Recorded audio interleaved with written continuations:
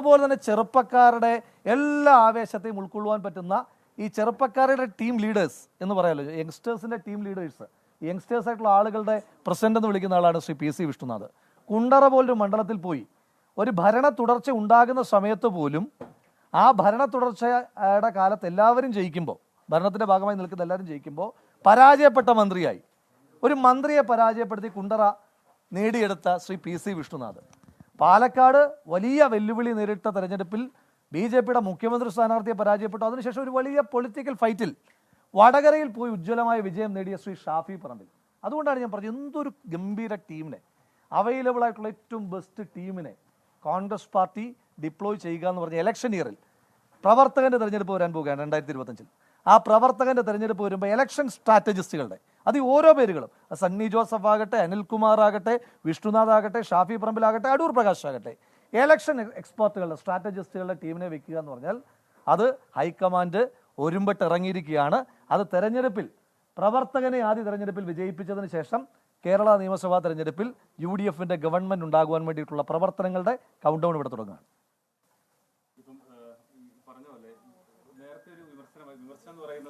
സഭകൾ രണ്ടുപേരെ നിർദ്ദേശിച്ചിട്ടുണ്ട്, ആന്റോ ആന്റണിയും സണ്ണി ജോസഫ് എന്ന് പറയുന്നു.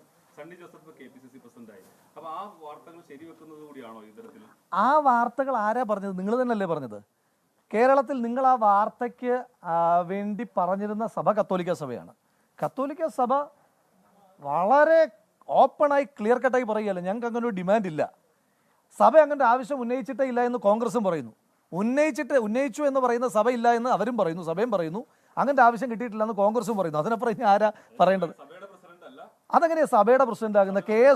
KSU പ്രവർത്തകനായി തുടങ്ങി, യൂത്ത് കോൺഗ്രസ് പ്രവർത്തകനായി വളർന്ന്, ജില്ലാ കോൺഗ്രസ് കമ്മിറ്റിയുടെ പ്രസിഡന്റായി, വലിയ പ്രതിസന്ധിയുടെ കാലത്ത് കണ്ണൂരിൽ നയിച്ച് പ്രവർത്തകനെ ചേർത്ത് പിടിച്ച് CPMന്റെ അക്രമ രാഷ്ട്രീയത്തിനെതിരായി പോരാട്ടം നടത്തി അവിടെ സീറ്റ് വിജയിപ്പിച്ച സണ്ണി ജോസഫ്, അദ്ദേഹം കേരളത്തിലെ കോൺഗ്രസ് പ്രസ്ഥാനത്തിൻ്റെ പ്രസിഡന്റാണ്. കേരളത്തിലെ ഓരോ കോൺഗ്രസ് പ്രവർത്തകനും, കാരണം ശ്രീ K സുധാകരൻ റീപ്ലേസ് ചെയ്യപ്പെടുമ്പോൾ കണ്ണൂരിൽ നിന്ന് തന്നെ CPMന്റെ അക്രമ രാഷ്ട്രീയത്തെ പ്രതിരോധിച്ച, സീറ്റുകൾ വിജയിപ്പിച്ച ഒരാൾ തന്നെ കടന്നു വരിക എന്ന് പറഞ്ഞാൽ പ്രവർത്തകരുടെ മുറയിൽ ഉയരുക. നിങ്ങൾ ആ സന്തോഷത്തെ ഇത്തരത്തിലുള്ള സ്പോയിലറുകൾ പറയല്ലേ.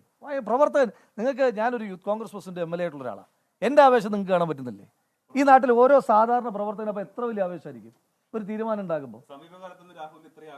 എനിക്ക് എത്ര ആവേശവും എനിക്ക് എത്ര സന്തോഷം. ഞാൻ പറഞ്ഞില്ല, വ്യക്തിപരമായി എന്നെ ഭയങ്കരമായി സന്തോഷിപ്പിക്കുന്ന തീരുമാനമാണ് ഹൈക്കമാൻഡ്. വ്യക്തിപരമായി പ്രവർത്തക നിലയിൽ ഞാൻ യൂത്ത് കോൺഗ്രസ് പ്രസിഡന്റായിട്ടോ MLA ആയിട്ടോ സംസാരിക്കില്ല, ഞാൻ ഹൈക്കമാൻഡിന്റെ തീരുമാനത്തെ സ്വാഗതം ചെയ്യുന്നു. മികച്ച ടീം എന്നാണ് യൂത്ത് കോൺഗ്രസിന്റെ പ്രതികരണം. നേരത്തെ നമുക്കറിയാം, ഈ ചർച്ചകൾ നീണ്ടുപോകുന്നതിൽ ഒരു പേരിലേക്ക് എത്താൻ കഴിയാതെ ഹൈക്കമാൻഡ് നിൽക്കുന്ന സാഹചര്യത്തിലൊക്കെ വലിയ അതൃപ്തി, പരസ്യമായ അതൃപ്തി തന്നെ യൂത്ത് കോൺഗ്രസിന്റെ ഭാഗത്തുനിന്നുണ്ടായതാണ്. ഇപ്പോൾ ആ തീരുമാനം വന്നിരിക്കുന്നു.